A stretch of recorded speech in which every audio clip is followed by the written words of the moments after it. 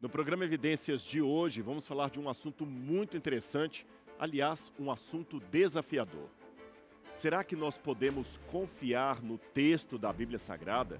Será que a Bíblia que nós temos hoje foi a mesma escrita há milhares de anos pelos profetas de Deus? Então fique comigo que o programa Evidências está só começando.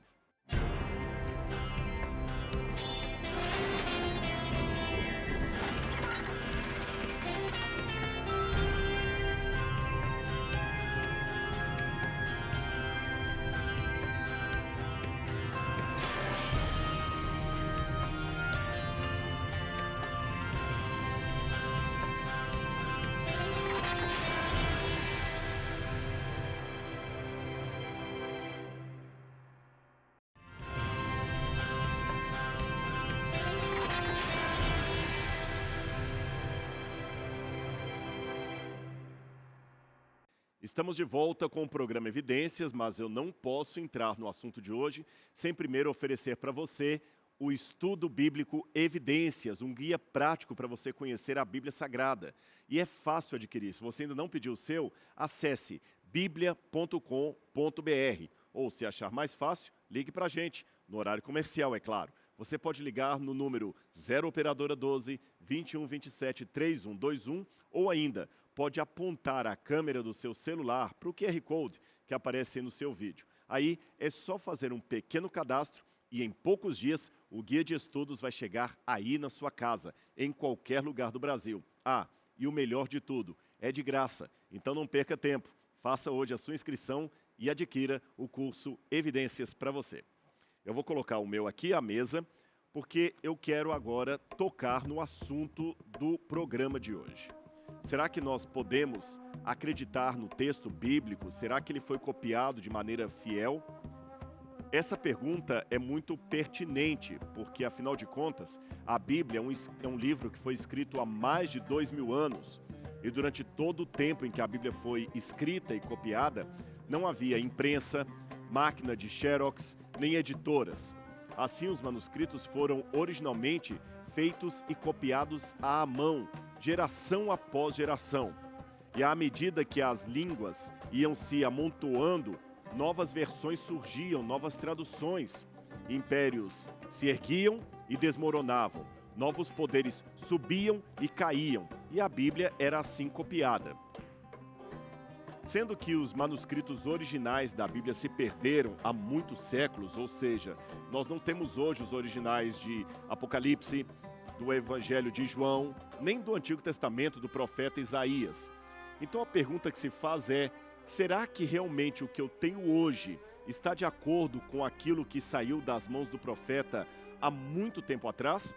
Ou será que ocorreu durante esse tempo aquilo que as crianças costumam chamar de jogo do telefone sem fio, onde uma mensagem é sussurrada ao ouvido de alguém e essa pessoa, por sua vez, sussurra a mensagem no ouvido do outro, e esse do outro, atravessando pelo ouvido de todos os participantes, até que no final do jogo a mensagem chega de maneira bem distorcida daquela original e todos começam a rir dessa brincadeira infantil. Mas da brincadeira para o estudo crítico da Bíblia Sagrada, será que esse jogo do telefone sem fio poderia ser comparado às cópias da Bíblia que foram feitas através dos anos, de modo que o que teríamos hoje seria bem distinto daquele texto original? Naturalmente, essa é uma pergunta séria, honesta, e ela pode ser feita não apenas em relação ao texto bíblico, mas a qualquer outro manuscrito ou texto produzido na antiguidade. Eu vou mostrar para você aqui no telão uma figura que ilustra o processo pelo qual qualquer texto da antiguidade foi escrito e preservado até o nosso tempo.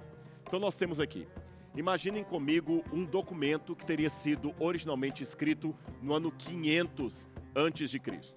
Perceba, nessa época não havia imprensa. Esse texto então foi copiado, depois duplicado, depois copiado novamente, até chegar ao ano 500 depois de Cristo.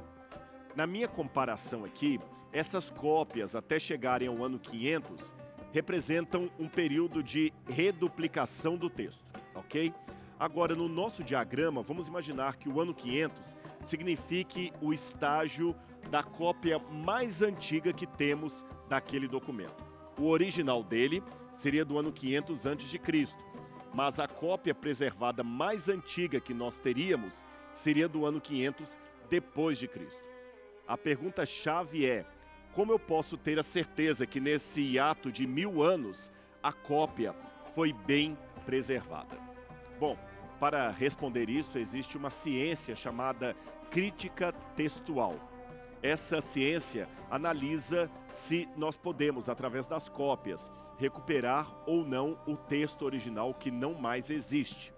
Por exemplo, se erros de cópias foram passados para as cópias seguintes, de maneira intencional ou não, nós temos então aqui algumas fases, ou seja, algumas modificações da segunda cópia em relação à primeira. Então nós não teríamos condição, num primeiro momento, detectar esses erros se o original não existe mais, pois nenhum desses documentos teria sido preservado e estaria disponível para ser comparado a outros documentos.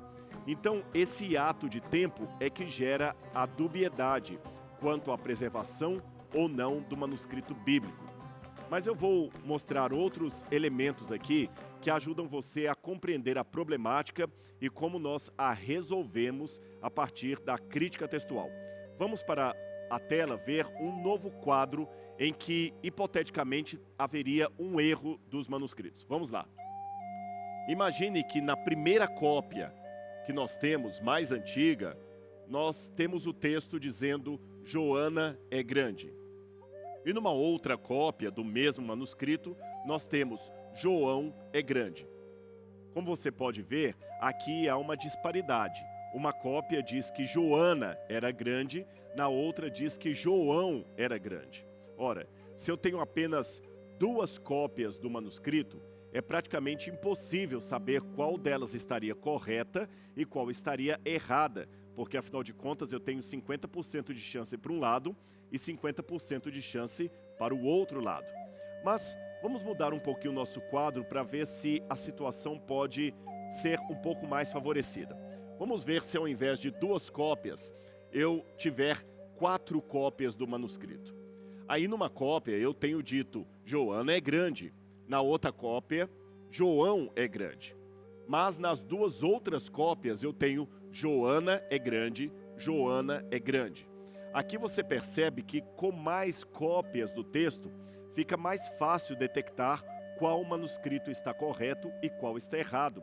E pela lógica, o que está errado é aquele que diz João é grande, porque seria muita coincidência vários copistas cometerem, por coincidência eu diria, o mesmo erro sistematicamente.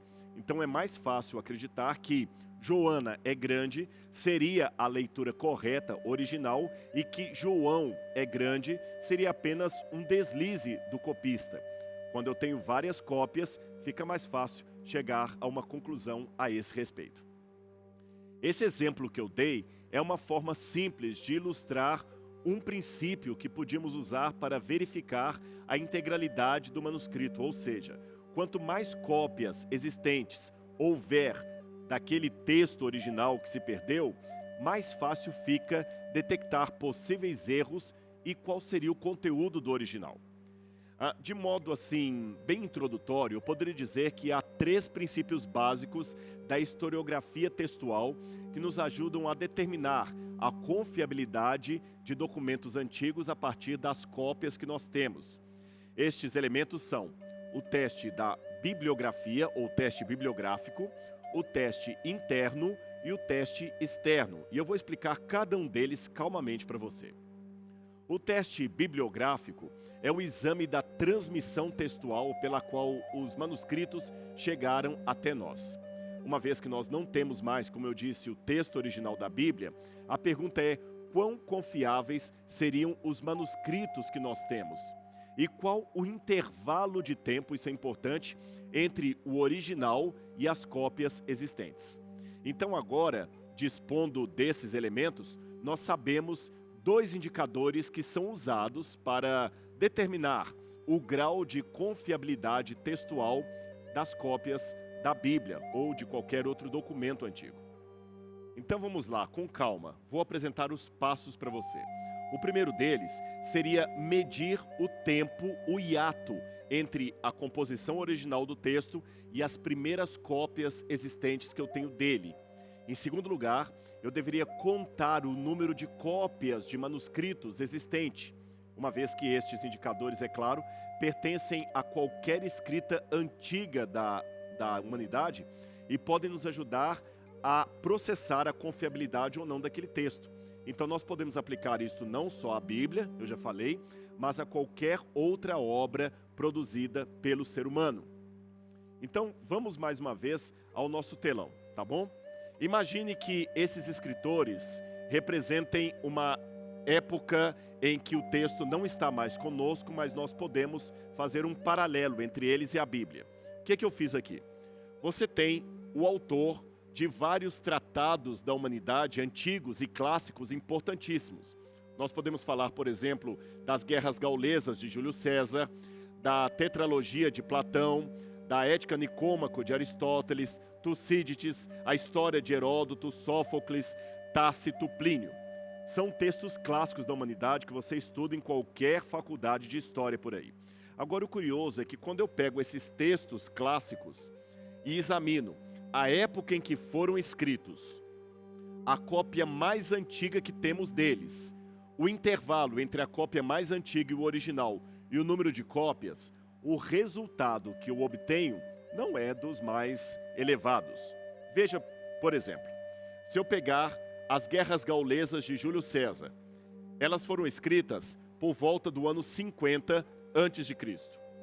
Mas a cópia mais antiga que nós temos desse tratado é do ano 900 depois de Cristo. Ou seja, o intervalo entre o original de Júlio César e a cópia mais antiga que eu possuo é de 950 anos, em que eu não tenho nenhum manuscrito para comparar com o texto original e saber qual seria realmente a fonte ou como realmente esse texto teria sido escrito. Para piorar, o número de cópias antigas que nós temos das Guerras Gaulesas de Júlio César é de apenas 10 cópias. Vamos a mais um exemplo. Se eu pegar o escrito de Platão, ele foi escrito aproximadamente em 350 a.C. A cópia mais antiga que nós temos data também do ano 900 depois de Cristo. Mas o hiato entre a cópia mais antiga e o original é de 1250 anos, sem nenhuma cópia nesse intervalo para me ajudar a verificar a procedência ou não daquele livro. E as cópias que eu tenho são apenas 7. Vamos mais um.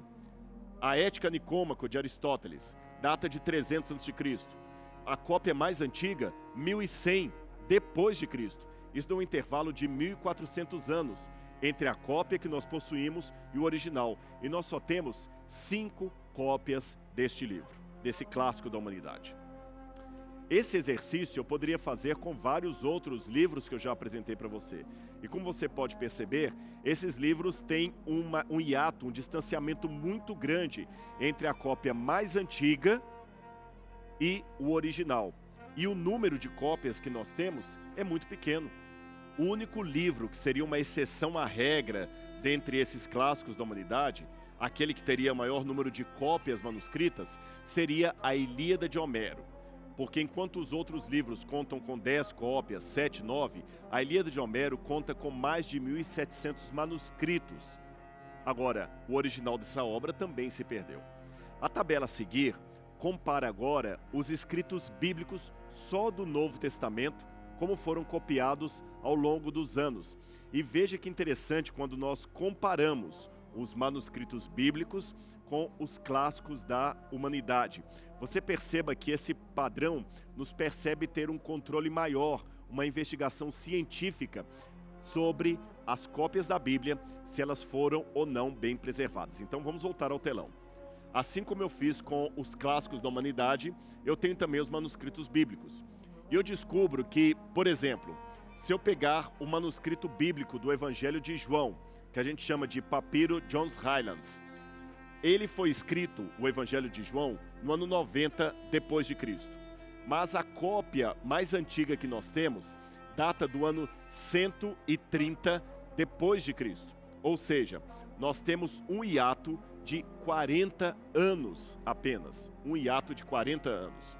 Se eu pegar o papiro Bodmer, que também traz o Evangelho de João, que foi escrito no ano 90 depois de Cristo, esse manuscrito, essa cópia, data do ano 150 ao ano 200 aproximadamente.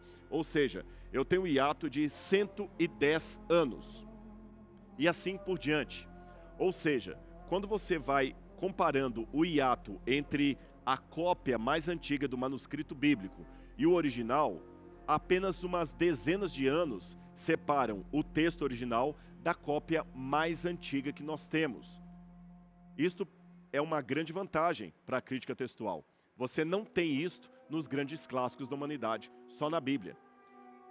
De acordo com Frederick Kenyon, diretor do Museu Britânico, o intervalo entre as datas da composição original e a evidência mais antiga existente torna-se tão pequeno que é de fato insignificante.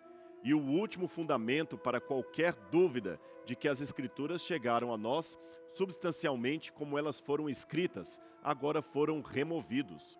Tanto a autenticidade quanto a integralidade geral dos livros do Novo Testamento podem ser consideradas como finalmente estabelecidas. Você viu que interessante? Agora eu gostaria de pedir a sua licença para fazer outra comparação, mas dessa vez com o número de cópias manuscritas que nós temos da Bíblia e dos clássicos. O número de manuscritos bíblicos só do Novo Testamento é tão vasto que seria impossível listá-los todos em uma só tabela. Ou seja, só para você entender o que eu estou dizendo, o Novo Testamento possui o maior número de manuscritos ou de cópias manuscritas do que qualquer outro livro antigo jamais copiado. Eu estou falando de livros que foram copiados antes de 350 depois de Cristo. Para entender melhor o escopo desses números envolvidos, a partir de 2017, o Instituto de Pesquisas em Crítica Textual do Novo Testamento, localizado na Universidade de Münster, na Alemanha, listou o número atual oficial de cópias manuscritas do Novo Testamento, parciais ou completas. 5.856 cópias. Isso inclui, é claro, cópias manuscritas dos papiros e também dos pergaminhos e dos lecionários do Novo Testamento. Nenhum outro livro da humanidade tem tantas cópias assim. Deste modo, além dos quase 6.000 manuscritos gregos contendo porções do Novo Testamento, temos outros 10.000 manuscritos que eu poderia incluir nessa conta da Vulgata Latina e mais 9.000 versões antigas, que são as primeiras traduções do Novo Testamento produzidas na nossa era. Então, somando todos esses dados, eu poderia dizer que nós temos em torno de 25.000 cópias do Novo Testamento existentes hoje, muito mais do que as obras de Platão ou de César. Nenhum outro livro da antiguidade chega pelo menos perto de ser tão atestado em termos de crítica textual. E olha que eu nem estou colocando o Antigo Testamento na conta, estou falando apenas do Novo Testamento. Neste exercício técnico e acadêmico de crítica textual ou avaliação das fontes, aqui vem o que nós chamamos tecnicamente de prova bibliográfica ou colação textual. Ela é a comparação que se faz entre os manuscritos e o número impressionante de cópias que se formam, que acaba se tornando, é claro, uma tremenda vantagem. Até mesmo as traduções antigas que eu mencionei são importantes nesse momento e eu vou explicar a você a razão disso. A literatura antiga raramente era traduzida para outros idiomas. Assim como o Novo Testamento foi tão traduzido, ele constitui uma importante exceção. E desde o início, os missionários cristãos, com a sua tentativa de espalhar o Evangelho, se viram obrigados a traduzir o texto do Novo Testamento em diferentes línguas, entre povos que se encontravam em toda a região da Ásia e também da Europa. Essas traduções, algumas delas feitas em meados já do segundo século de nossa era, acabaram se tornando um importante testemunho da preservação textual naquela época. O maior número de manuscritos disponíveis dá ao estudioso da crítica textual a confiança quando se trata de reconstituir o texto original do Novo Testamento, nesse caso, a partir das cópias que nós temos, porque ela oferece uma verificação e equilíbrio. Isto porque nós podemos comparar e também contrastar os vários manuscritos. Por exemplo, se um manuscrito está faltando uma passagem da Escritura, o estudioso precisa apenas consultar as numerosas cópias de outros manuscritos para ver a parte que está faltando. Simples assim. Além disso, alternativamente, se qualquer obra antiga chegasse até nós em apenas uma cópia, não haveria nada com o que se comparar com essa cópia. Nesse caso, não haveria como saber se essa única cópia foi trabalho de um escriba competente ou se ele alterou o texto original, porque nós não teríamos outros exemplares para comparar. Percebeu o problema? No caso da Bíblia, nós temos milhares de cópias para serem comparadas. Isso que eu descrevi é chamado de exame da tradução ou da transmissão textual, pelo qual os documentos chegaram até o presente e podem ser assim classificados até em família. Assim como nós não temos os documentos originais da Bíblia, nós podemos perceber quão confiáveis são aqueles documentos ou manuscritos a partir da família textual à qual ele pertence. E não podemos esquecer, o intervalo de tempo entre o original e as cópias também é importante nesse quesito. E só para você ter uma ideia, uma noção dos resultados até agora encontrados, atualmente uma boa parte dos especialistas em crítica textual do Novo Testamento admite, alguns deles até ateus, que 95 a 99% do texto original do Novo Testamento pode sim ser recuperado a partir da comparação de antigas cópias ou da colação textual. Enquanto a já citada Ilíada de Homero, que eu falei com vocês, que é a versão antiga que tem a maior quantidade de cópias, enquanto ela tem 764 linhas de texto que são disputadas, o Novo Testamento inteiro, a despeito do montante de cópias, tem apenas 40 linhas que são dúbias. E mesmo assim, nenhuma dessas linhas traz qualquer comprometimento a uma doutrina ensinada pelo cristianismo. Essa comparação é importante, eu vou explicar a você. Há vários motivos de compararmos esses dois textos. Em primeiro lugar, porque a Ilíada, como eu falei com vocês, é o segundo clássico grego mais bem atestado em número de cópias manuscritas, o que evidentemente confere ao Novo Testamento um incontestável e longínquo primeiro lugar isolado. Além disso, enquanto 5% da Ilíada é textualmente dúbio, apenas 1% do Novo Testamento pode ser assim classificado. Contudo, é estranho que não haja em relação à obra de Homero o mesmo ataque, desconfiança e crítica que vemos em relação ao Novo Testamento. Infelizmente, isso aparenta ser mais um preconceito do que um arrazoado acadêmico sério. Parece que há um complô, um preconceito contra a Bíblia. Temos que desmentir a Bíblia, enquanto os fatos mostram a confiabilidade dela. Você, portanto, viu que os índices de confiabilidade textual do Novo Testamento são altíssimos. Isso é trabalho acadêmico. E para não ficar só com o Novo Testamento, eu acho que eu posso dar uma pincelada na crítica textual do Antigo Testamento. Então vou dar apenas um exemplo. Até a descoberta dos manuscritos do Mar Morto, o manuscrito hebraico antigo mais completo que nós tínhamos datava de 900 depois de Cristo. Estou falando de cópia em hebraico. O intervalo de tempo, portanto, era de 1.300 anos entre o final do Antigo Testamento e essa cópia.